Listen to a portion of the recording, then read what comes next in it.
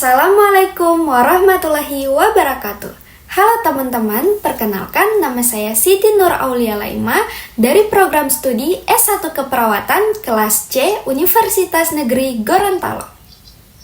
Video ini saya buat guna memenuhi tugas mata kuliah kewarganegaraan dosen pengampu Ibu Karlin Zemamu, SH.MH.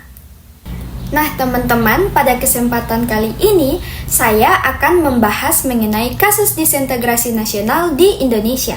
Nah, disintegrasi nasional artinya perpecahan atau hilangnya persatuan dalam suatu bangsa. Ada dua kasus besar yang akan saya bahas, yaitu yang pertama Organisasi Papua Merdeka atau OPM, dan yang kedua yaitu Gerakan Aceh Merdeka atau GAM. Kasus pertama adalah Organisasi Papua Merdeka atau OPM. Nah, jadi teman-teman, Papua itu memiliki sejarah panjang yang berbeda dibandingkan wilayah lain yang ada di Indonesia. Nah, setelah Belanda melepaskan sebagian besar wilayah jajahannya pada tahun 1949, Papua Barat ini masih berada di bawah administrasi Belanda hingga awal 1960-an.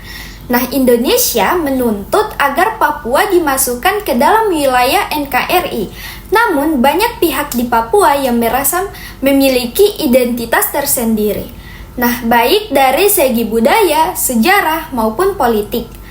Lalu, melalui perjanjian New York tahun 1962, Belanda ini menyerahkan Papua kepada PBB, yang kemudian dikelola oleh Indonesia.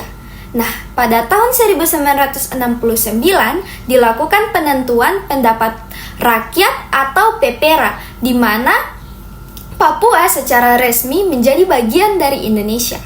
Namun, proses PEPERA ini menuai kontroversi karena hanya melibatkan perwakilan terbatas, bukan seluruh rakyat Papua. Nah, hal ini yang kemudian memunculkan ketidakpuasan dan menjadi dasar perjuangan sebagai kelompok untuk memisahkan diri.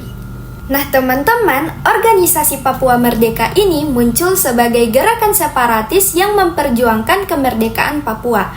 Nah, konflik berkepanjangan pun terjadi, terutama antara aparat keamanan Indonesia dengan kelompok separatis bersenjata. Dampaknya sangat besar bagi masyarakat, mulai dari kekerasan, keterlambatan pembangunan, hingga munculnya stigma negatif terhadap Papua di tingkat nasional maupun internasional. Hingga saat ini, OPM masih aktif memperjuangkan kemerdekaan, meskipun pemerintah telah memberikan status untuk otonomi khusus yang meningkatkan kesejahteraan masyarakat Papua.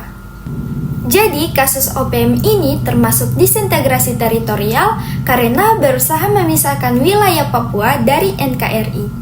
Nah, lanjut ke kasus yang kedua, yaitu Gerakan Aceh Merdeka atau GAM. Nah, teman-teman, Gerakan Aceh Merdeka atau yang dikenal dengan singkatan GAM ini yaitu Aceh yang merupakan daerah dengan sejarah panjang perlawanan dan memiliki identitas budaya yang kuat. Pada tahun 1976, Hasan Tiro mendirikan Gerakan Aceh Merdeka dengan tujuan memisahkan Aceh dari Indonesia. Nah, lahirnya gerakan ini dipicu oleh ketidakpuasan terhadap pemerintahan pusat, terutama terkait pembagian hasil kekayaan alam. Nah, jadi Aceh ini kaya akan minyak dan gas, tetapi masyarakat setempat merasa tidak mendapatkan manfaat yang sepadan. Selain itu, ada juga kekecewaan terhadap kebijakan politik dan tindakan militer yang dianggap menekan rakyat Aceh. Nah, selama hampir dengan 3 dekade, konflik antara GAM dan pemerintah berlangsung sangat sengit.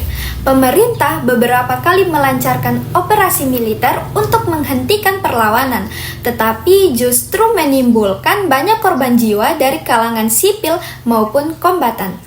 Nah, konflik ini menyebabkan penderitaan panjang bagi masyarakat Aceh, mulai dari keterlambatan pembangunan, trauma sosial, hingga terisolasinya wilayah dari arus nasional.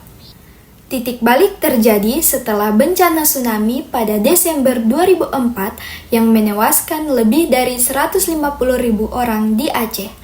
Tragedi kemanusiaan ini membuka pintu bagi perdamaian. Pemerintah Indonesia dan GAM kemudian melakukan perundingan di Helsinki, Finlandia pada tanggal 15 Agustus 2005 yang ditandatangani Perjanjian Helsinki yang mengakhiri konflik panjang tersebut.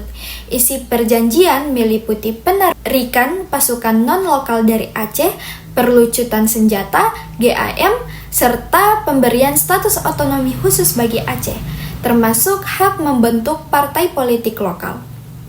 Sejak saat itu, Aceh memasuki babak baru dengan status otonomi khusus dan mantan kombatan GAM bertransformasi menjadi bagian dari sistem politik lokal. Nah, jadi teman-teman, kasus GAM ini termasuk disintegrasi politik karena berawal dari ketidakpuasan terhadap kebijakan pemerintah pusat dan berkembang menjadi gerakan separatis.